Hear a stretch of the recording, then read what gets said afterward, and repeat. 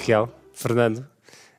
Antes de mais agradecer à Fundação Santander que nos dá sempre esta bonita casa para nós termos estas conversas sobre educação. Isto, na verdade, não é uma entrevista, é importante, sobretudo. Não é uma entrevista. Fomos enganados. Qualificando o entrevistador nesta mesa não sou eu, nem pretendo ser, por isso o objetivo aqui hoje é conversarmos sobre educação. A Fundação Santander tem apoiado o podcast Educa-te e sido nosso parceiro, porque também tem a mesma preocupação que nós com a educação, e acreditamos em conjunto que é importantíssimo termos estas conversas de forma leve, e por isso tentamos sempre trazer pessoas que possam contribuir um bocadinho com a sua história e também com a sua experiência, que nos leve a todos a refletir um bocadinho sobre a maneira como hoje olhamos para a educação, como a educação se pratica, porque efetivamente é algo vivo. E se calhar começa exatamente por ti, Fernando. Tu não és professor, mas quase que podias ser, vens de uma família... Pessoal de professores, é verdade. As minhas irmãs são professoras, os meus pais são professores, isto é, já não são que estão reformados. Os meus tios também estão reformados, eram professores todos, portanto conheço bem a classe. E como é que sentes que é ser professor, não sendo professor, vivendo numa família deles? Sinto-me uma espécie de ovelha negra, não é? Mas a verdade é que eu acho que os professores em si, não sei como é que hoje em dia é ser professor, mas é seguramente bastante difícil, não é? Porque as coisas, entretanto, alteraram-se nos últimos anos, eu diria nos últimos 15, 20 anos. Ser professor acho que hoje em dia é bem mais difícil do que era há 20. E sobretudo havia uma outra respeitabilidade que hoje, inexplicavelmente, não sei como é que isso aconteceu, mas não existe do mesmo modo, não é? E eu acho que importa perceber porque é que isso aconteceu, não é? Não sei, acho que ser professor hoje em dia é uma profissão de risco. Concordas, Raquel? Tu és psicóloga educativa. Portanto, já me está a tirar aqui o perfil psicológico, não é, Raquel? Já estamos dois tramados. Como é que é tomada a decisão, Raquel, depois de entrares em psicologia, de escolher ir para a área da educação? Em primeiro lugar, dizer que é um gosto estar aqui convosco. Em segundo lugar, como é que foi eu escolher? Na verdade, não foi assim muito fácil. Eu estive indecisa entre a área da psicologia, quando escolhi para aí com 15 anos, e a área da comunicação social na altura. Como acabei por ir para ciências, acabei por escolher naturalmente mais psicologia, porque era mais difícil aceder à comunicação social de outra forma também. Portanto, é engraçado agora vir parar aqui, não é? Cruzar os dois montes e as duas coisas que também gostava na altura. E a educação foi sempre, portanto, uma das coisas que eu queria fazer, muito mais do que a parte clínica. Aliás, eu depois tirei formação também em clínica, mas sempre para pensar em aplicá-la no contexto educativo. Eu gosto mesmo de trabalhar em escolas. E agora há pouco estávamos a falar sobre o que era se agora passasse aqui alguém, ou se há muita gente. Eu gosto dessa vida. A escola tem muita vida e também tem muita coisa a acontecer que não é tão positiva, mas tem sobretudo coisas positivas, e é o meu contexto privilegiado de intervenção. E estava a ouvir o Fernando a falar sobre é uma profissão de risco, que é mesmo, que ele provavelmente disse isso porque é humorista, mas é mesmo uma profissão de risco. Eu não disse, não, é mesmo. A minha irmã é professora e conta-me coisas que lhe acontecem. Está no top 3 das profissões com maior índice de burnout.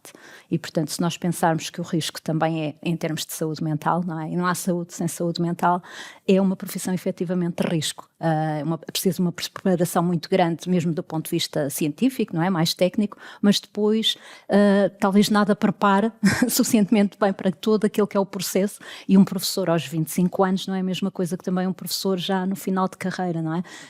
E toda a paciência que é preciso ter, porque é preciso ter mesmo muita, não é? Só como um dos indicadores. E a pouca preparação que às vezes existe, não do ponto de vista científico, porque essa é bastante boa, mas de como gerir conflitos no dia-a-dia. Estão sempre a gerir conflitos a toda a hora, não é? Claro que nós também, o nosso dia-a-dia, se existem dois seres humanos, a possibilidade de conflito é inevitável, não é? Ela acontece. Mas em situação de gestão de turmas, de recreios, e agora estávamos só a falar dos professores, mas podíamos continuar também com os auxiliares, não é? Da ação educativa, que também são tão importantes, têm um papel também tão importante nas escolas no dia-a-dia. Uhum. O tema da saúde mental é hoje em dia um tema hiper trendy, não é? Quem não fala sobre saúde mental é quase... Está fora, não é? Há modas que eu acho que valem a pena. Sim, esta é uma delas. O CrossFit era outra, entretanto já larguei essa, o gym também. Mas o tema da saúde mental é um, mas há uma questão que me coloco, que é, será que antes, ou antigamente, não é, ou já há 20, 30 anos atrás, não havia temas de saúde mental?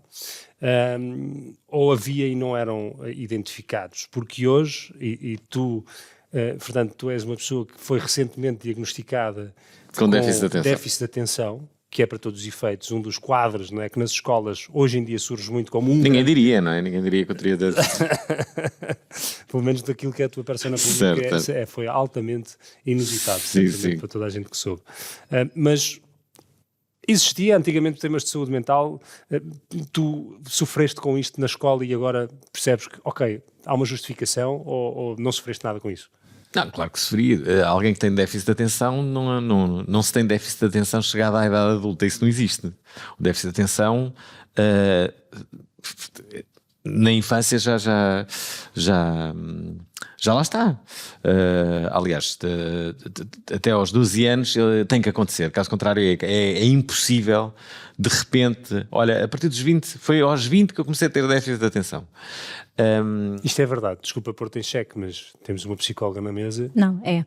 E eu creio que eu e o Fernando somos mais ou menos da mesma faixa etária. Na nossa altura não havia diagnóstico nas escolas relativamente à PHD, à perturbação de hiperatividade e déficit de atenção. Motivo pelo qual, se calhar, no caso do Fernando, só foi diagnosticado já na idade adulta, porque isso não existia. E o que é que tu sentes que na altura sofreste dessa incompreensão? Eu gosto de pensar sempre de uma forma positiva, não é? E proativa. Portanto, a minha grande questão, que nunca irei saber, nunca terei uma resposta, é o que é que eu poderia ter sido. Mas aquilo que eu fui não foi mal. Já não foi mal assim.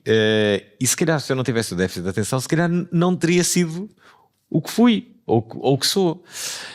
Portanto, também pode trazer aqui algumas vantagens. Agora, não é muito vantajoso estudar com déficit de atenção. A forma como nós nos distraímos, como não conseguimos estar concentrados, isso é muito difícil estudar assim, é muito difícil estar numa aula assim. Aliás, essa é uma das... eu acho que é um dos grandes desafios para qualquer professor, que é ter uma turma atenta àquilo que ele está a dizer e às matérias. Eu não sei se vamos falar sobre isso, mas importa também, acho que aqui falarmos sobre a forma como hoje em dia as aulas ainda se dão. Parece que houve muito pouca evolução em relação àquilo que as aulas eram há cerca de 20, de 30 anos, não é? Uma sala de aula teve... mudanças pouco significativas para aquilo que aconteceu, sobretudo a nível tecnológico, não é? Temos à nossa frente, sobretudo, alunos que têm toda a tecnologia ao seu dispor, toda ela muito vibrante, e depois chegam a uma sala de aula onde, em muitas das vezes, essa tecnologia não está a ser aplicada e o método é ainda absolutamente analógico. E eu acho que isso pode ser bastante desanimador, não só para os alunos, como até para o próprio professor. Portanto, eu acredito que se têm que inventar novas aulas e novas formas de as dar. Como? Não sei. Desculpem, não tenho aqui a solução. mas há um tema que tu tocas aí e que trazes, que é o tema da digitalização, o tema da tecnologia, e que se sabe hoje que quem tem déficit de atenção, por exemplo, é prejudicado, claro, pelo digital, não é? Pelo constante swipe, pela constante requisição de atenção em algo novo. Raquel, tu vês isto hoje em dia refletido nas escolas? De que maneira é que os alunos sofrem com isto? De que maneira é que os professores lidam com estas questões? E será que o digital, como o Fernando propõe, não é, na renovação da sala de aula, pode ser uma coisa boa ou má? Eu concordo também com isto, embora nos últimos anos tenha sido a diferença mais acentuada, porque daqui a 10, 15 anos a esta parte, as salas de aula eram quase iguais a um século anterior, não é? Ainda assim, a introdução de tecnologias tem sido progressiva e depende muito do que é que cada aluno tem em casa. Isso também tem a ver com as desigualdades sociais, não é? Portanto, alguns poderão ter acesso a mais equipamentos do que outros eventualmente, noutras situações é a escolha escola até que fornece mais esses equipamentos do que aquilo que eles têm possibilidade também em casa. Mas eu diria que hoje em dia, cada vez mais estamos todos assim, não são só as crianças e adolescentes, nós também estamos cada vez mais assim, não é? Muito dependentes, tenho aqui 5 segundos, ainda dá para ver aqui qualquer coisinha no telemóvel, porque qualquer coisa dá tempo para fazer isso. E que também tem traduzido muito numa incapacidade, cada vez também temos mais de lidar com o aborrecimento. Cada vez é mais difícil para as pessoas lidar com o aborrecimento, não é? Nunca me hei de esquecer de um pai que uma vez me disse que colocou o filho num local onde não tinha praticamente distrações, portanto não havia tecnologia, não é? Aliás, agora a contar esta história lembrei-me ainda de outra, que é de um pai dizer-me que o problema do meu filho é estar ligado à eletricidade permanentemente, portanto como ele está só com tecnologia, o problema dele não é o déficit de atenção, é que está ligado à eletricidade permanentemente. Então, espera, mas e a outra história que ias contar outra história que não tinha... se calhar o Fernando não é o único com déficit de atenção, não é? Aqui nesta mesa. Sim, a outra história que ia contar era do pai que colocou em time-out, castigo, ou chamemos assim time-out, pelo menos uma pausa, o filho, e num local onde não houvesse tecnologias. Ele estava muito chateado porque o filho tinha ficado, já não me recordo quanto tempo, e aquele que encontrou foi um clipe no meio do chão e portanto ou um conjunto de clipes, e conseguiu estar a brincar todo o tempo com aquilo, e depois explicou ao pai o que é que tinha feito da construção com os clipes e não sei o quê. Está a ver, não surtiu o efeito, dizia-me ele. E eu pensei, bem, temos de pensar também pelo outro lado, que é, aprendeu a lidar com o aborrecimento, portanto de alguma forma não precisou da tecnologia e arranjou uma forma construtiva, uma forma de olhar para o copo meio cheio, não é? Não para ele meio vazio. Para o pai não tinha sido, porque eu gostava que tivesse havido também o efeito de reflexão e punição, e portanto não tinha havido aquele efeito que era desejado. E eu por outro lado vejo isso como muito positivo, porque se calhar a maior parte dos nossos miúdos não consegue depois, realmente é um aborrecimento, acaba aborrecido, chateado, se calhar com a situação, e não veria isso como um lado... É muito curioso, muito curiosa esta ideia de como lidar com o aborrecimento. Há uma coisa que está a acontecer também no tempo atual, que é as pessoas agora não se conhecem de uma forma tão fácil. Isto é, aparentemente seria mais fácil, mas na prática acaba por ser mais difícil.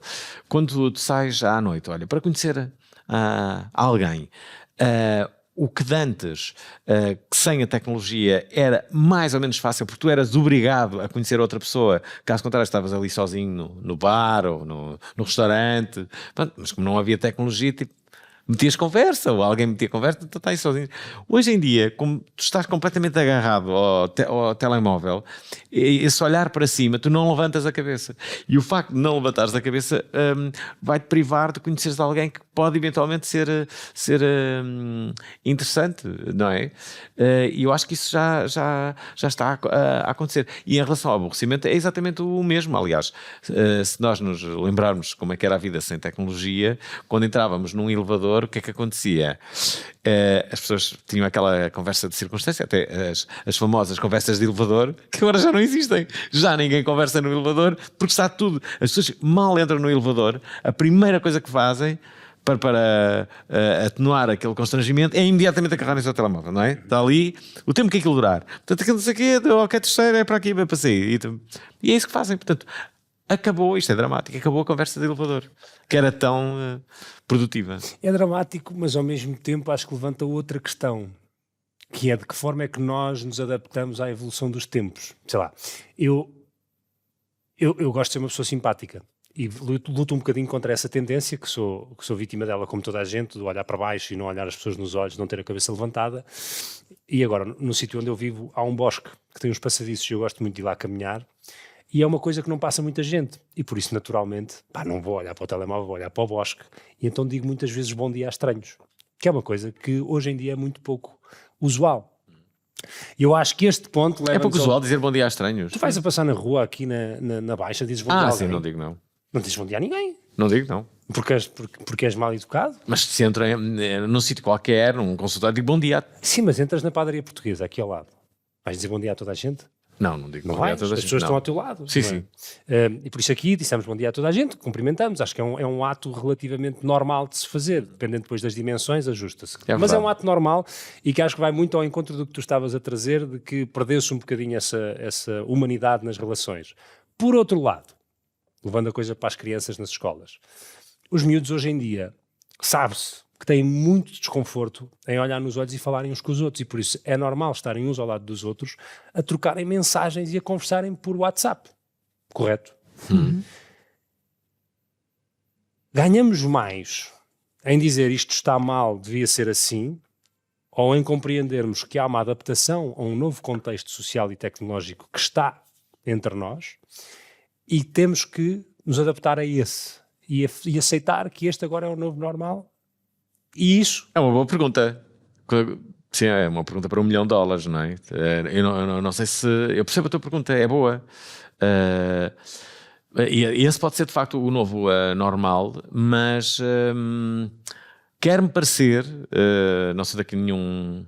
Porque há uma ideia generalizada que as gerações, quando olham para as outras que as sucederam, dizem sempre a mesma coisa, que é cambada de burros, não estudam nada, não trabalham nada. Todas as gerações fazem isto. No meu tempo... Burros não trabalham nada.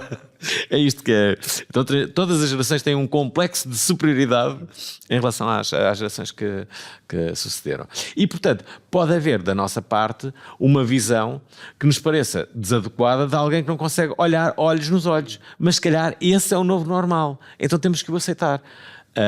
A mim parece-me que o novo normal, neste caso, não querendo ter o tal complexo de superioridade, acho que é um novo normal que é pior. Não é? Porque acho que estaríamos todos de acordo de que olhar olhos nos olhos com alguém e falar com essa pessoa e, sobretudo, algo que toda a gente agora fala, não é?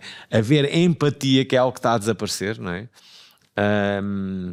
O termo empatia, de tanto ser usado, começa a estar na mesma divisão de gourmet. Palavras como gourmet, que já não significa nada. O que é empatia? Não, mas empatia é sobretudo haver uma tolerância com as opiniões contrárias à nossa, sabermos desfrutar do prazer de discordar, não é? Eu acho que isso é fundamental. E isso pode estar a perder, lá está, as pessoas estão a perder empatia umas pelas outras, como não estão juntas, como não olham nos olhos, como só estão ali perante a tecnologia. Eu acho que isso vai acontecer. A propósito da inteligência artificial, um dos temas que estão agora sempre na moda, nos lares da China, são cada vez mais os robôs que entram com a inteligência artificial para cuidar das pessoas mais idosas. E a verdade é que se fizermos este exercício, a probabilidade de um robô, isto é explicado o que vou dizer, ser mais interessante do que a enfermeira ou o enfermeiro que ali está, eu acho que é bastante grande, porque, na verdade, aquela enfermeira e aquele enfermeiro que está ali tem tanta gente para tratar que mais não podem dizer do que bom dia, está um belo dia lá assim, toca a levantar, saúde, e até logo. E o robô vai ficar ali a falar com o Sr. João sobre o Benfica e sobre o cinema que ele tanto gosta e vai-lhe dar outra atenção, só que é um robô. Yeah. Mas possivelmente no futuro, eu acredito que há muitas pessoas que os melhores amigos vão ser os robôs. E só não se casam com eles, vai haver casamentos, não é? Vai haver maluquinhos que vão casar com robôs. Eu pessoalmente espero ainda casar com robôs. Eu não sei o que é mais maluco, é casares com um robô que te ama, entre aspas, ou com uma pessoa que te odeia a vida inteira. O que é mais maluco, honestamente? Passares 40 anos num casamento a fazer uma família disfuncional. Sim, isso não faz sentido. Ou há uma coisa com uma história que tu criaste. Não, mas há uma coisa que inventaram que agora é que se chama divórcio, que tem resultado.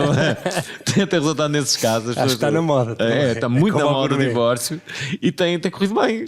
Mas Raquel, um nível de desenvolvimento humano e de uma perspectiva porque nós discutimos estes temas todos em colóquio, entre aspas, mas há aqui uma pergunta ou um underlying assumption que estamos a discutir aquilo que é bom e aquilo que é mau. E isto é altamente relativo, não é? É melhor, disseste, acho que é pior este cenário, não é? Isso vem do lugar de isto é bom ou é mau. Numa perspectiva de desenvolvimento humano, onde é que entra esta questão de base de algo ser bom ou ser mau? Como é que estes temas, estas nuances sociais e comportamentais, inclusivamente nas escolas, têm um impacto na nossa capacidade para vivermos uma boa vida? Isso é uma questão filosófica, Só faço diria, dessas, mais pelos complexa. Porque a noção de bem e mal é um construto social, não é? Logo à partida. Nós é que definimos o que é que em determinada altura, em determinada sociedade, em determinada época é bom ou mau, não é? Isso é uma evolução que vai evoluindo, que vai sendo progressiva ao longo do tempo. Portanto, não temos sempre a mesma ideia. E até, curiosamente, isso também acontece em relação à saúde mental. Portanto, quando nós pensamos mesmo em coisas que podiam ser, ou conceitos mais estáticos do que é um problema de saúde mental ou não, estou-me a lembrar que, por exemplo, a homossexualidade até 1973 era considerada uma perturbação mental, de foro mental, e que deixou de ser, pelo menos nos manuais, a partir daí. Portanto, até para situações que nós podemos pensar mais ligadas ao contexto da saúde ou da saúde mental, isso também existe, não é? Estamos a falar no contexto português, não é? Porque noutros países ainda continua a ser. Sim, A homossexualidade em alguns países não é aceito. Não? Por acaso estava a pensar mais no manual de diagnóstico de psiquiatria e, portanto, esse DSM okay. É mais internacional.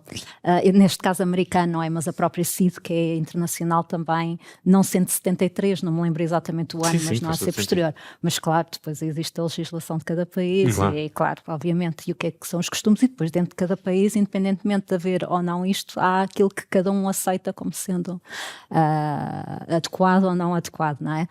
E que muitas vezes entra também na esfera daquilo que são os próprios direitos humanos e naquilo que é também aquilo que pode ser uma coisa que é com base naquilo que afeta a minha vida ou que já entra para aquilo que é o domínio da liberdade de expressão e de vivência do outro, não é? E, portanto, já é matéria de direitos humanos, por assim dizer. Tudo isto é trabalhado na escola também, não é? E estamos numa altura em que há também uma crítica maior, inclusive a alguns currículos no âmbito da disciplina de cidadania ou de outras, deve-nos levar a pensar também sobre tudo isto e o papel que a escola também pode ter a este nível, sendo que nem todas as crianças e jovens têm acesso a este tipo de informação, ou seja, aquilo que for, porque nós não podemos pressupor a partir do princípio que todos eles vão ter acesso a isto nas suas casas, nas suas famílias, no seu contexto, não é? A escola é a possibilidade de haver aqui ser uma espécie de elevador social, a propósito de estarmos a falar de elevadores, não é? Uma espécie de elevador social também. Deixemos claro que não é hoje em dia. Para algumas crianças e jovens é a única oportunidade, não é? Nós sabemos que houve é alguma potencialmente mudança. Na prática, sabemos hoje que a escola não é um elevador social que deveria ser. Nós sabemos hoje que o sucesso de uma criança numa escola portuguesa é predominantemente dominada pelo nível de escolaridade da sua mãe. Sim, esse é o principal fator. Aquilo que determina, número 1, que determina até onde nós vamos estudar, é curioso, é justamente esse, é o nível de escolaridade da mãe, mas ainda há assimetrias muito maiores, porque neste momento a maior assimetria é onde é que nascemos. Claro, antigamente era a nobreza e o povo, não é? A burguesia, e hoje em dia isso está muito mais diluído em termos de sociedade. Aquilo que determina, sobretudo, até onde vamos chegar em termos de vida, de bem-estar, de riqueza, de todas essas características, é sobretudo onde é que no mundo eu nasço, em que país é que eu fui nascer. Isto é, até para nascer é preciso ter sorte, não é? Yeah. Repara, tu quando ganhas consciência depois de teres nascido e percebes em que país é que estás, percebes se vais evoluir ou não, ou se por simplesmente tens a tua vida desde logo inquinada. Vocês acreditam na liberdade de escolha efetiva? Eu acredito na liberdade de escolha, mas muitas vezes essa escolha está condicionada por uma série de fatores. Parece-me óbvio, não é? Sim, o livre-arbítrio nunca é total, não é? Pois. Então não acreditam que temos efetivamente livre-arbítrio? De forma total, não. Sim, também acho que não. Porque, sei lá, há muitas escolhas que, imagina, eu gostava de viver em hotéis a minha vida toda, não é? Mas para isso, e era uma escolha que eu ia fazer, mas para isso era necessário ter dinheiro para ir, que não tenho. Pronto, aí está a minha escolha. Já está condicionada pelo fator financeiro. Ou eu gostava de ir para as melhores escolas, tipo Harvard, uma cena assim. não o posso fazer, portanto não posso progredir na minha carreira porque não tenho condições financeiras para tal. E no fundo, quem é que vai ter essas condições financeiras? Agora estamos a falar muito do dinheiro, mas há outras condições, não é? As pessoas que tiverem mais possibilidades com famílias que lhes possam garantir isso, não é? Salvo raríssimas exceções em que tens uma bolsa, mas a verdade é que esta é a realidade. Sei lá, eu lembro-me, para não estarmos só no ensino, a música nos anos 80, só as bandas que tinham dinheiro é que lançavam discos, porque era mesmo necessário.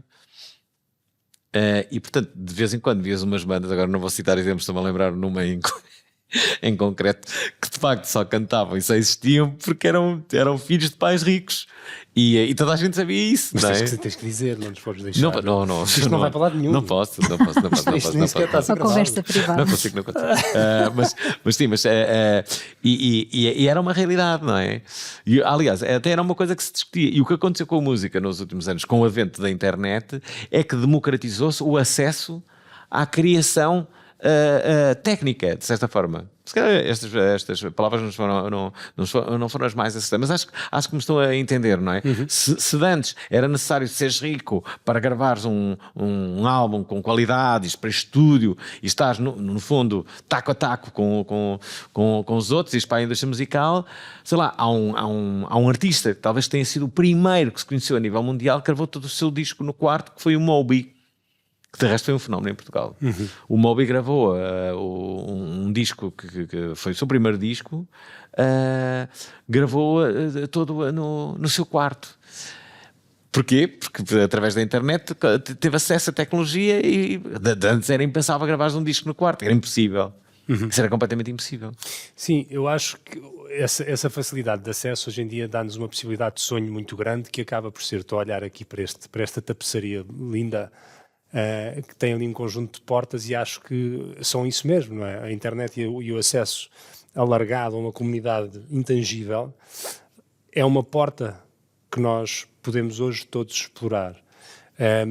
Mas eu sinto que há uma porta que vem antes dessa, que é a porta da exploração intelectual ou criativa, que é pessoal e intransmissível e começa e acaba em nós próprios, não é? Tu deste agora o exemplo da música. Pode ser intransmissível ou transmissível, dos nossos não, pais. intransmissível numa fase inicial, no sentido em que é única e exclusivamente dependente de nós, começa e termina em Mas nós. espera, deixa-me dizer uma coisa só para concluir há pouco o que eu estava a dizer. Se calhar isto pode estar a começar a acontecer com a educação, porque são tantos os cursos online que hoje existem, tantos os cursos gratuitos que muitas faculdades, olha como há pouco citei o exemplo de Harvard, que é talvez a mais conhecida, há muitos cursos em Harvard que são gratuitos. Isto é, que podem chegar a pessoas que de um outro modo nunca teriam. E depois ainda levanta outra questão, que é, já há muitas empresas, para quem não lhes interessa muito, em que escola é que tu estás. E mais ainda, se tu tiraste aquele curso presencialmente ou online. Há uns tempos houve uma discussão, direi que pública, porque uma empresa pediu um diretor de marketing. E então várias pessoas concorreram e ganhou um que tinha tirado um curso na Doméstica. A Doméstica é uma plataforma, tem assim os cursos que fazem em poucas horas. E ganhou. E depois, essa entidade que o escândalo era como é que alguém que tirou um curso na Doméstica ganhou este lugar para o departamento de marketing desta empresa tão grande. E a verdade é que a empresa justificou-se dizendo, mas ele respondeu às perguntas que nós tínhamos para todos, sem que nos importasse se vinha da Católica ou da Nova ou do que quer que fosse. Para nós, o que foi importante é que ele de facto foi o que teve um melhor desempenho nas perguntas que fizemos e nos desafios que lançamos para perceber se ele era ou não a pessoa certa para o cargo que nós tínhamos. E ele era a pessoa certa e ganhou o cargo de diretor de marketing desta nossa empresa com um curso da Doméstica. Pronto, basicamente era isso. Mas isso vai exatamente ao ponto que eu estava a ilustrar, que é a decisão de ele se candidatar, independentemente de ter ou não o curso, é dele, e isso vem de um lugar muito próprio de nós, desde algum momento, eu diria muito cedo, mas algum momento na nossa vida, compreendermos que a nossa voz é nossa para ser exercida. Tu tens feito um trabalho significativo ao longo dos anos de descobrir talento na música. Sou novo Júlio Isidro. És o novo Isidro, não é? Esperamos o teu cabelo grisalho. Certo. Mas para isso é preciso haver a consciência de que há lugar para a expressão, não é?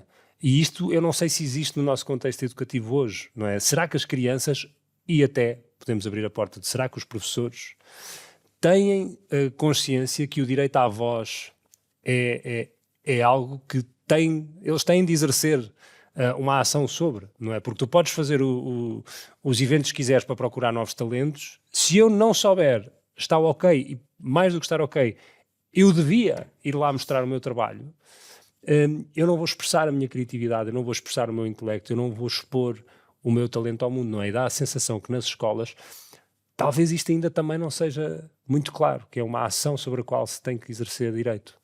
E é um papel muito importante que as escolas podem ter, porque no fundo tem de haver alguma abertura ao mundo, não é? A abertura ao exterior, isso é essencial. E depois quando nós pensamos em criatividade, mesmo nas escolas, não precisamos só de pensar na educação visual, educação tecnológica, educação musical, porque na verdade a criatividade pode estar presente em qualquer disciplina, não é? Também é muito importante, às vezes os alunos acham estranho. Eu trabalho com os alunos também, sou psicóloga em contexto escolar e trabalho também a questão da orientação vocacional. E às vezes eles ficam muito espantados quando falam em criatividade associada à ciência, que eles acham que é uma coisa muito exata. Mas não, o estar a procurar soluções para problemas de natureza científica também tem um aspecto importante em termos de criatividade que não está associado. Ou quando falo na escrita criativa. A arte também pode ser, mas isso não é línguas e humanidades, não. A escrita criativa também tem uma componente. Portanto, na verdade, a criatividade está mais dependente de cada pessoa e de cada professor do que associarmos só a uma área em particular. E depois, eu gosto muito de uma frase do Yeats que diz que educar não é encher o balde,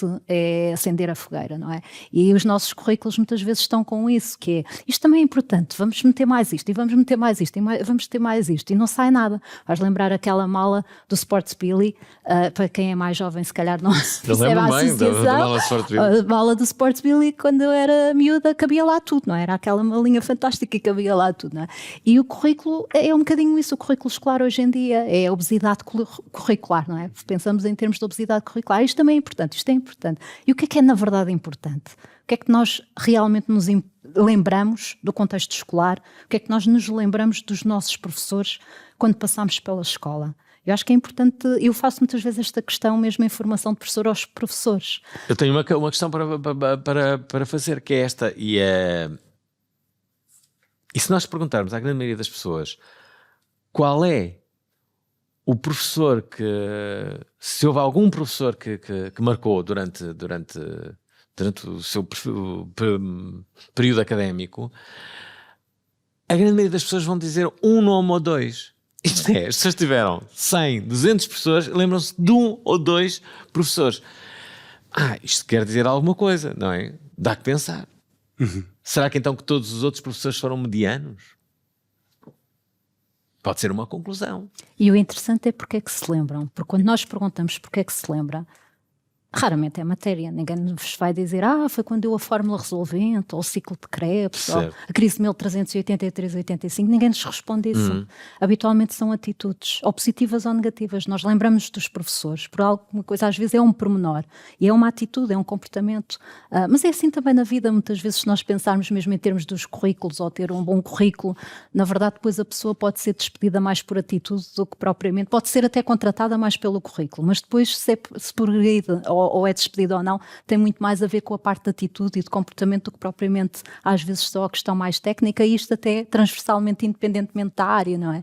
Mas aquilo que nós nos lembramos habitualmente de um professor é isso, e eu gosto mesmo de fazer esta pergunta aos professores, e agora não dei tempo, não podíamos ter aqui uma branca de 30 segundos, não é? No programa, senão provavelmente aquilo que faria era justamente essa questão, mas a primeira coisa que nos vem à cabeça não é? E depois quando nós pensamos também em alguma matéria, ou uma aprendizagem que tenha sido importante na nossa vida. Se nós pensarmos um bocadinho, qual é que é a primeira coisa que eu me lembro de uma aprendizagem que foi importante na minha vida? Pois às vezes as pessoas dizem, foi um disparate aquilo que pensei, e acontece muito pensar em tirar a carta de condução, andar de bicicleta, e que são as mais comuns, na verdade, porque nós lembramos sobretudo de coisas que são mais práticas, mais demonstrativas, em que temos de fazer alguma coisa, não de estar sentados a ouvir, não é? O que nos leva ao princípio daquilo que o Fernando também estava a falar há bocado, não é? Que nós ainda temos um ensino que é, desse ponto de vista, ainda é algo expositivo, e continuamos a ter, porque é difícil. É mais difícil ter outro tipo de ensino quando se tem quase 30 miúdos numa sala, e é essa a principal dificuldade.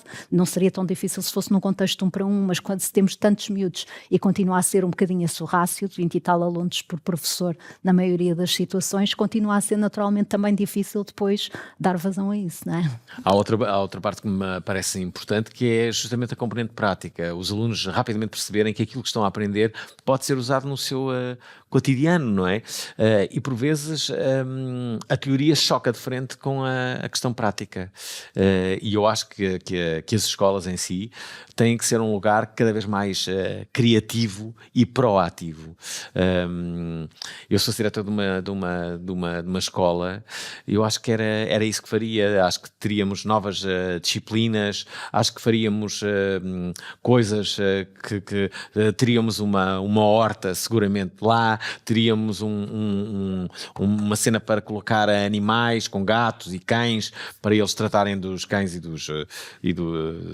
eu tinha uma ideia que cheguei, inclusive, a contactar o ensino superior para não foi mentira, não foi nada o ensino superior. O ministro da Educação de então, o Tiago Rodrigues, dei esta ideia, que era, o bullying continua a ser uma realidade. E a minha ideia para tentar suavizar o bullying era tornar a disciplina de artes marciais obrigatória em todas as escolas. Explico porquê.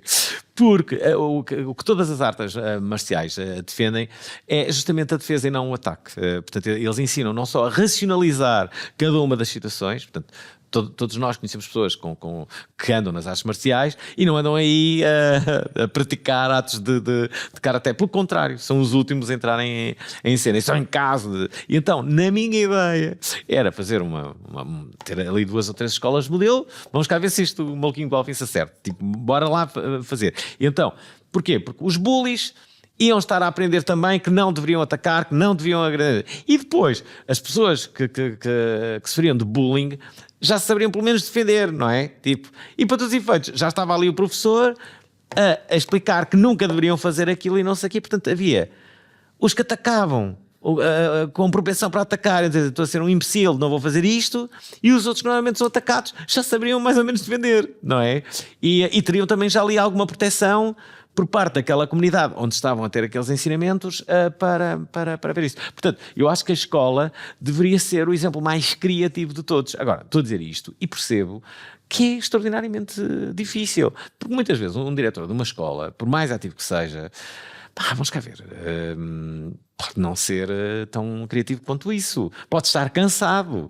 Há muitas coisas, pode não ter uma equipa que consiga construir com ele um projeto destes. E como em tudo na vida, há bons e maus. Há extraordinários diretores de escolas que põem as escolas a funcionar de uma forma extraordinária e outros que não. Pronto. Eu acho que não concordo contigo na medida em que se devia pôr as artes marciais, porque eu acho que o korfball, que é uma das modalidades ensinadas em educação física, continua a ser primordial no desenvolvimento humano. Estás a ser cínico, não é? Claro. O korfball é aquela cena que parece basquete. É um basquete com um cesto de vime que não tem tabela e que é uma coisa que eu até ninguém hoje joga em Portugal, não compreendo. Não resultou o korfball, não resultou. Korfball desculpem as pessoas que gostam de korfball, mas eu não sei se vocês já Ninguém viram gosta de korfball. Vocês já viram um jogo profissional de korfball? Aquilo é a coisa mais idiota que há à face da terra. Tu agarras na bola e não podes correr para lado nenhum. Tens de estar parado. E depois as pessoas, quando tu agarras a bola, também não te podem invadir. E por isso está tudo a saltar maluquinho, tipo jogo de computador. Mas tens a certeza que ainda é praticado o korfball? Eu não sei se é, mas eu saí da escola há 15 anos atrás e por isso podemos dizer... Houve aí uma cena tipo, vamos lá ver, isto é um desporto novo. Não é, porque depende dos professores. E, ou seja, dá-se muita liberdade aos professores de educação física para escolherem o seu currículo, ou pelo menos era assim há uns tempos atrás. E por isso, tu estás sujeito à escolha daquele professor. E é o que dizes, há professores bons, há professores maus, há diretores bons e há diretores maus. Eu acho que a liberdade de escolha numa escola é essencial para se poder fazer efetivamente coisas boas e criativas. Eu acho que os melhores exemplos que nós temos de escolas que fazem coisas diferentes e que inspiram outras a fazerem coisas boas são aquelas nos quais os diretores e os professores têm a ousadia para sair, se calhar, um bocadinho fora do prazo. Vou dar um exemplo que saía barato e que todas as escolas deviam ter. Mas eu estava a ser irónico, eu acho que artes marciais é essencial. Bom, mas para além disso, se eu fosse diretor de uma escola com pouquíssimo dinheiro, vos garanto, colocava em todos os corredores, sabes, aqueles quadros para meter desenhos lá dentro, não é? Então, Portanto, colocavas quadros em todos os edifícios. E o que é que esses quadros faziam? Todas as semanas, todos os meses, tinham textos novos, desenhos dos alunos, com o nome deles, estás a ver a ideia? Para quê? Para eles todos perceberem o que é que a escola estava a produzir. E todos os meses eram nomes novos, não eram sempre os mesmos, não é? E podia ser, pessoal, olha, grande texto, não sei o quê, isto vai para o quadro, estás a ver? E como haviam sempre em permanência, 100 quadros espalhados por toda a escola, o pessoal ia vendo assim, olha lá, tu escreveste aquilo no exame, não sei o quê, pá, que loucura. Ou, tu desenhaste aquela cena, fogo, grande trabalho, olha a cena da exposição. Repara, ideia, qual é o custo disto? Mas isso é uma coisa que promove o fazer bem, não é? Sim, e até já existe algumas iniciativas na escola que até o apanhado a ser bom, por exemplo, e até nem são só trabalhos, porque acho que também é importante essa dimensão, que é a dimensão, os alunos têm muito as notas, aquilo que eles têm de quantitativo, que nós todos tivemos de quantitativo enquanto fomos estudantes, foram muitas notas escolares, não é? Mas ninguém nos dá a nota quantitativa por simpatia, por beleza, seja por aquilo que for, não é? Portanto, é aquilo que temos. E acho que também é interessante haver no contexto escolar, além dessa parte de trabalhos ou de testes, ou seja, de testes não conheço, mas de trabalhos sim, há escolas que de forma contínua estão a expor os trabalhos dos miúdos também, seja de que disciplina for, mas acho que também é muito importante depois todos os outros aspectos, a empatia, que já conversámos aqui, de solidariedade, de ajuda, o que é que são os colegas ou os alunos que mais ajudam outros colegas em dificuldade. Devia haver um programa quase, eu diria que devia haver um programa de ano letivo inicial que tivesse previsto esse tipo de ações. Quais as exposições que vamos fazer? Qual é a ação de solidariedade que a escola vai fazer? Que causas é que a escola aqui abrange? Quais são as escolas? Vou inventar. Está em Severo de Voga. O que é que aqui em Severo de Voga preocupa mais as populações? De que forma é que a escola pode atuar? Então, bora lá ajudar. Descobrimos aqui uma cena. Mas tens efetivamente alguns exemplos de sucesso. Estava a pensar no Fundão, a Câmara Municipal do Fundão, com os agrupamentos de escolas do Fundão, tomaram uma iniciativa que eu acho que é extraordinária, que foi incluir a aprendizagem local no processo de aprendizagem comum das escolas, ou seja, eu não me recordo agora ao certo, mas tem uma espécie são tipo 7 ou 8 ateliês de fazer os tambores e fazer não sei o quê, que ensinam como é que se diz? Um artesanato? Tipo artesanato e coisas que efetivamente são de cultura local, que não se devem perder com o tempo, nem no meio das outras coisas que são tão importantes para aprender, como a fórmula resolvente, por exemplo. Ou ler, para todos os efeitos.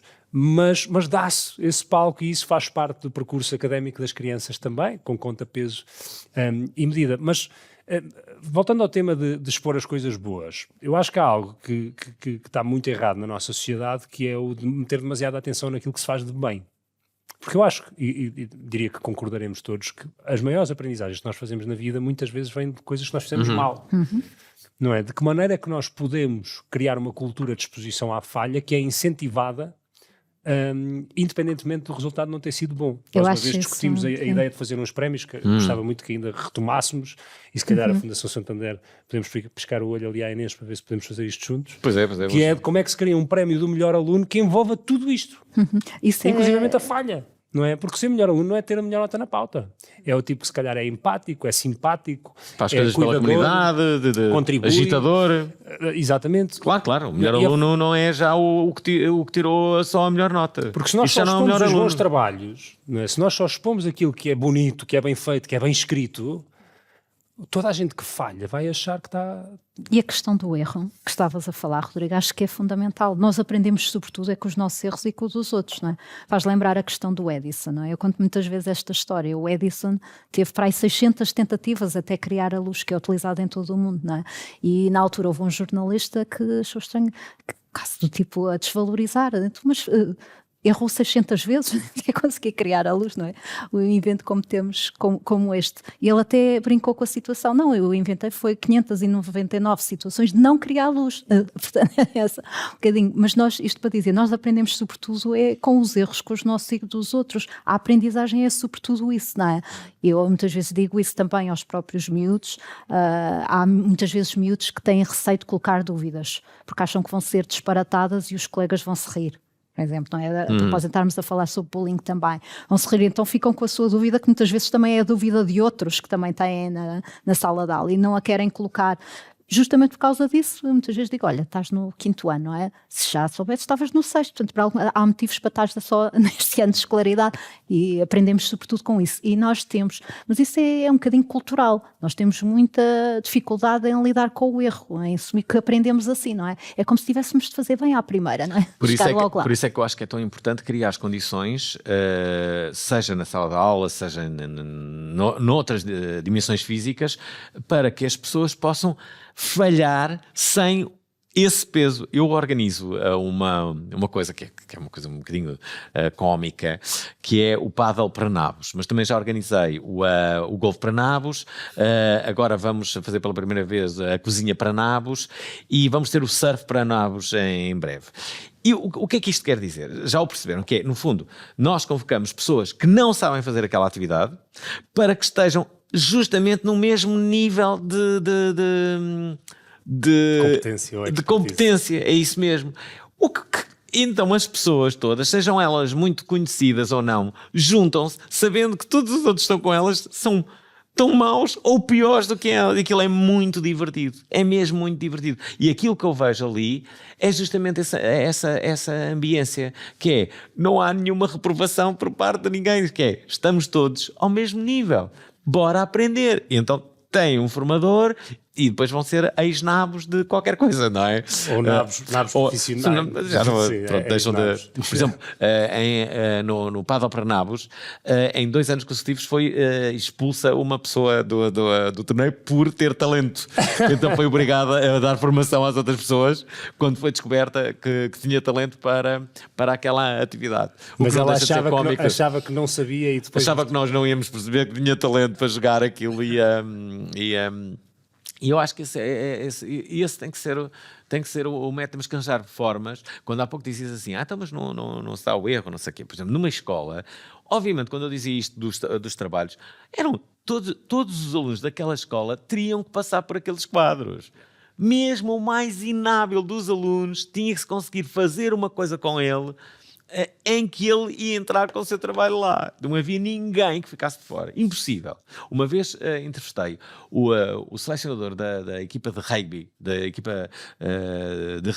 então, eu adoraria agora dizer a escola, o nome dele, ele era muito, muito conhecido, e ele disse-me uma coisa que para mim foi traumatizante, porque eu joguei hóquei patins e tinha um treinador, imaginem, que não só nunca me punha a jogar, eu não jogava grande coisa hóquei patins, mas o que ele fazia era, no final do jogo, quando o jogo estava a acabar, tivéssemos nós a ganhar ou a perder por 6-0, ele dizia, Alvin, prepara-te que é para tu entrares. E quando eu entrava no jogo, faltava 1 minuto, e eu entrava, e aquilo vez, eu ia só cumprimentar os adversários. E ele fez-me isso muitas vezes. E então eu confrontei ao selecionador da equipa de rugby da seleção portuguesa se ele concordava com uma coisa destas, se isto era possível. E ele disse assim, nos escalões infantis, até aos juvenis, eu prefiro perder um jogo a que todos não joguem.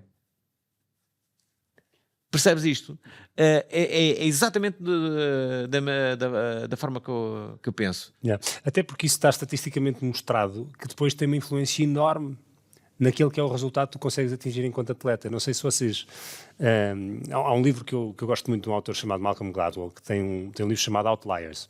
E ele começa o livro por fazer a demonstração de porque é que as crianças que nascem nos primeiros 3 a 6 meses do ano são tendencialmente aqueles que vão parar às Ivy League Schools como jogadores universitários e à NFL.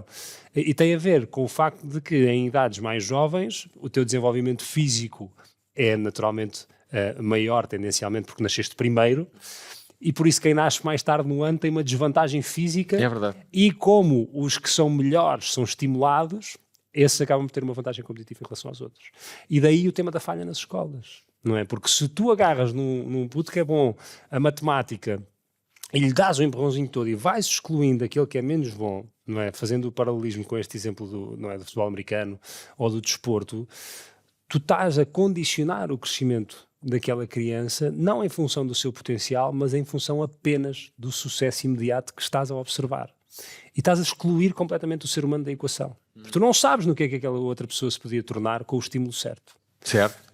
Não é? E essa é a incerteza Melhor, da escola. seguramente. Eu acho que, tendo aqui uma atitude proativa, o que talvez as escolas precisem é de uma espécie de comissão, uma comissão daquelas que vai analisar a escola durante uma semana, perceber quais são as necessidades e de que forma é que a escola pode ser melhor. Imagina que havia uma comissão Comissão do independente. talento. Hã? Uma comissão do talento. Sim, porque chegasse lá, analisasse, percebesse logo, vocês já têm isto, não sei o quê, então isso aplicasse, tivemos a ver, isto tem aqui ótimas condições para falar com o diretor da escola, criar aqui uma comissão e nós daqui a 6 meses passamos por aqui para ver se conseguiram aplicar algumas das ideias que nós viemos aqui trazer-vos.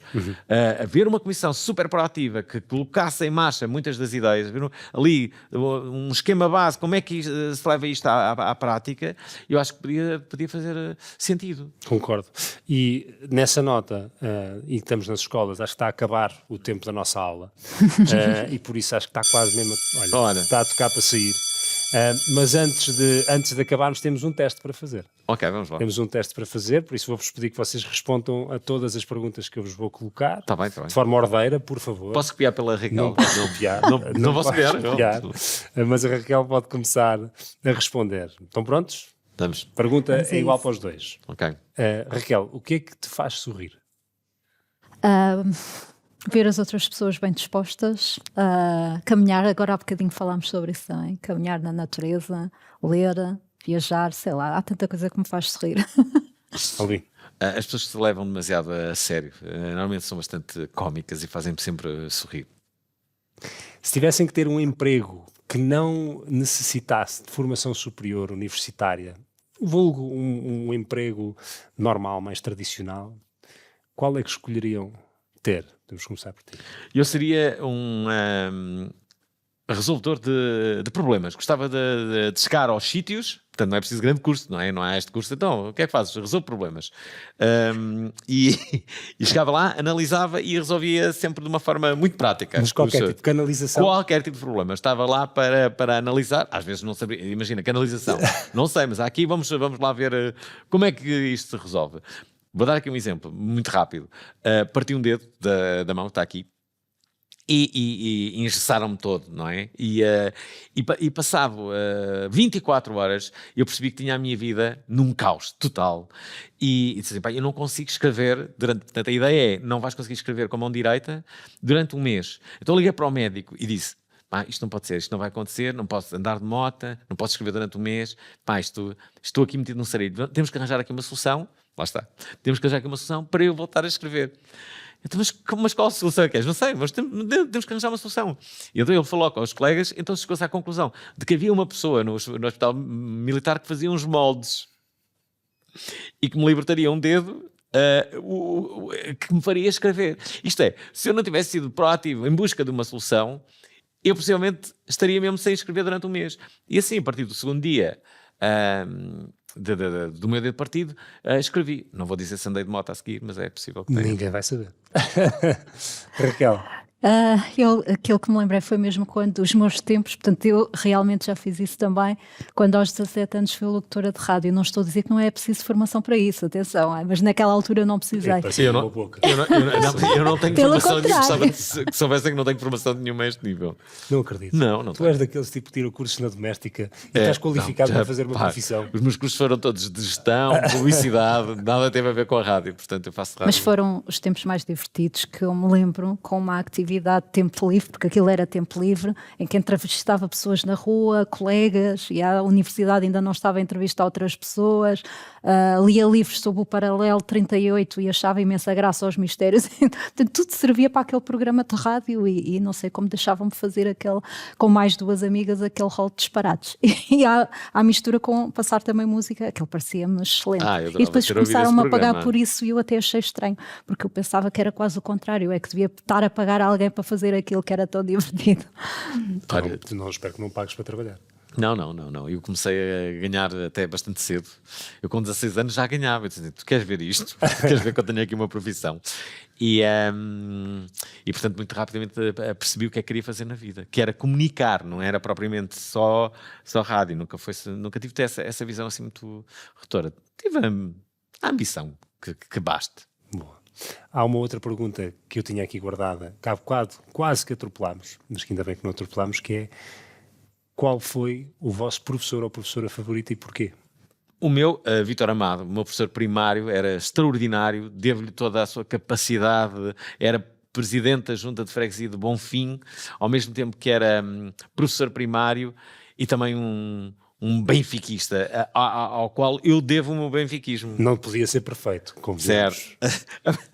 A verdade é que eu vivia no Porto, onde a grande maioria das pessoas eram do Futebol Clube do Porto, como é óbvio, e o facto de eu admirar tanto o meu professor primário, ele ser tão ativo, uma vez lembro-me que ele levou-nos à Junta de Freguesia de Bonfim e disse assim: ok, hoje não sou vosso professor, não sou vosso professor, sou o presidente da Junta de Freguesia de Bonfim e vocês podem fazer perguntas. Era muito giro e nós fizemos, que era, Sr. Presidente, então quem é que não sei o quê? E foi muito cómico, foi mesmo muito cómico. E ele ficou para sempre marcado na minha vida. Depois tive também uma professora de português que foi absolutamente extraordinária, mas para não confundir aqui, acho que o meu professor primário foi realmente Vítor Amado. Vítor Amado. Um kudos ao professor Vítor Amado, então.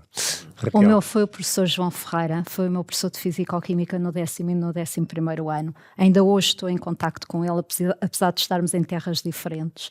E até já escrevi um artigo sobre ele para o público, justamente porque ele era uma pessoa muito peculiar. Portanto, eu começo a descrevê-lo nesse artigo e tinha tudo para dizer como é que seriam os outros professores desta rapariga, como é que foram os outros, se este era assim. Porque ele dava-nos aulas quando se chateava connosco de óculos escuros. Se chateava e fazíamos alguma coisa mais inconveniente, olha, vai lá fora ver se está a chover. Dizia-nos coisas assim, só que ele era extremamente preocupado connosco e toda a gente o sentia. E ele, quando eu escrevi este artigo, pus várias pessoas, depois nas redes sociais, não é? Juntamos não sei quantas pessoas e houve um rol de toda a gente se lembrava ainda desse professor, dos colegas que eu tinha do tempo da escola. E o que foi curioso é que mais tarde, aqui há uns meses, recebi uma mensagem dele com uma carta que eu lhe tinha escrito. Já não era professor, eu não tenho memória nenhuma disto, atenção, só vi a carta, realmente é a minha letra, convidá-lo depois para o nosso suposto baile de finalistas no 12º ano, em que ele me tentou dissuadir durante todo esse tempo de não ir para a psicologia e portanto a carta terminava a dizer, apesar de eu estar a convidar, PS, eu continuo a querer ir para a psicologia. e foi um dos melhores professores assim todos os tempos, foi aquele que me lembro na altura, tivemos um colega que teve um acidente de moto. Ele sobreviveu, mas o irmão infelizmente não. Ele foi o primeiro a querer saber, era noutra cidade, a ir lá para visitá-lo e estar com ele. Portanto, era muito peculiar. Fazia os nossos testes, dizia, já aqui tenho o vosso teste feito. Escrevi hoje de manhã, era numa folha de guardanapo pastelaria. Outras vezes lembrava-se, olha, hoje não quero folhas de ponto, isso só estraga o ambiente, vou-me carregado para casa, vão ter de escrever tudo aí nessa folha e nós encolher a letra para conseguir escrever. Portanto, isto tinha tudo para não ser um bom professor, mas era. A sério, não é? Mas era, e todos nós nos lembramos dele. Na forma como eu considero, acho que tinha tudo para ser um extraordinário professor, não é? Eu adoro professores que sejam assim, com personalidade, com carisma, não é? Yeah. Acho que o carisma, acho que a grande maioria das vezes o carisma já nasce contigo, não é? E é uma sorte quando o tens. Mas pode ser cultivado também. Pois pode. Pode ser cultivado quando tu compreendes de que forma é que as relações se efetivam, não é? E compreender que há um conjunto de comportamentos que tu podes ter que facilitam efetivamente essas interações. Qual foi a maior lição que aprenderam na escola, Raquel? Isso agora é difícil, porque acho que eu aprendi, que me recordo, foram fora da escola mais do que dentro da escola, mas a que aprendi talvez foi quando tive aulas de dança. Uma professora de Educação Física, que também era a minha professora de Educação Física no 8º ano. Lá está uma coisa mais prática. E eu acho que descobri o gosto por dançar nessa altura, ainda era muito jovem, e portanto descobri nessa altura e perdura um bocadinho até hoje. Eu na escola, o que me lembro não é propriamente um bom exemplo, mas lembro-me que a escola pode ser muito parecida com a selva. O que acontecia era, quando estavas no 5º ano, tu jogavas à bola no campo e quando os do 7º ano saíam das aulas, o que eles faziam? Chegavam ao campo, nem sequer diziam nós vamos jogar, não é? Nós estamos no 7º, chegavam lá, mandavam 2 ou 3 remates à baliza e saías tipo assim. Chegou o macaco grande. Respeitar, era tipo, chegou o macaco grande, depois de cabisbaixo, saías. As pessoas nem diziam nada, eles não diziam nada. Ela mandavam 2 ou 3 remates, que era tipo, e tu saías do campo assim, tipo, era super normal. Portanto, e é tu perceberes e aceitares com isto. Dizer-te só que fora do âmbito da escola, talvez o ensinamento que mais eu recordo, uma vez.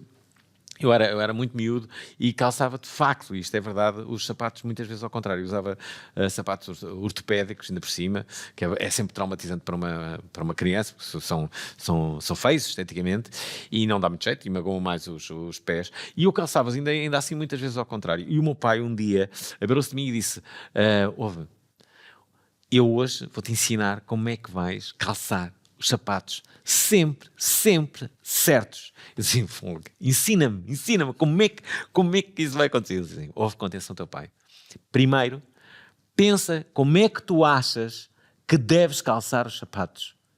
E depois fazes exatamente ao contrário. E eu lembro muito desta frase do meu pai e é um ensinamento da minha vida para sempre, porque muitas vezes eu faço ao contrário daquilo que eu estou a pensar. Não só para ser mais disruptivo, como ir para além do óbvio. Acho que também é uma boa tática, não é? Parece-me uma ótima tática e uma ótima dica para acabarmos em beleza. Pronto, ainda bem. Passamos? Não sei, agora vou para casa, vou levar as folhas de ponto e vou estudar. Inteligência artificial agora para analisar os dados. Eu Nós gosto consultamos sempre o de chat perguntar se GPT, alguém tem alguma questão que queira colocar aos nossos convidados, já que aqui estamos. Tudo esclarecido. Fomos muito competentes na nossa... Não foi, Raquel? Fomos muito competentes com isto. Então damos assim estamos à espera oficialmente da nota. o encerramento da aula. Obrigado por terem Obrigado, vindo. professor. Obrigada. Estamos. Muito obrigado.